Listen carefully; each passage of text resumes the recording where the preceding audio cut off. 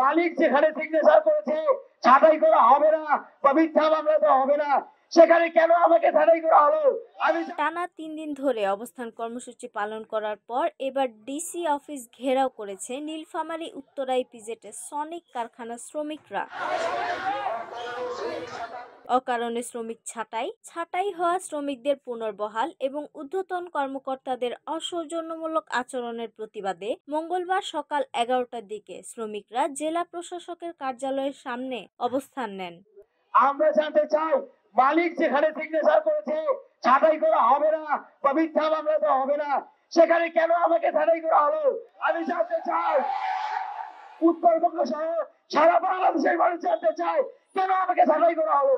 শ্রমিকদের অভিযোগ, গত অক্টোবর মাসে 26 দফা দাবিতে আন্দোলনের সময় মালিকপক্ষ তাদের যৌক্তিক দাবি মেনে নিলেও কারখানার ঊর্ধ্বতন কর্মকর্তারা তা বাস্তবায়ন করেননি। দাবি মানা না হলে আন্দোলন চালিয়ে যাওয়ার হুঁশিয়ারি দেন শ্রমিকরা। পরে শ্রমিক নেতা প্রতিনিধি দল জেলা প্রশাসকের সঙ্গে দেখা করে দাবি উপস্থাপন করেন এবং স্মারকলিপি জমা দেন। এরপর দুপুরে তারা ডিসি অফিস চত্বর ত্যাগ করেন।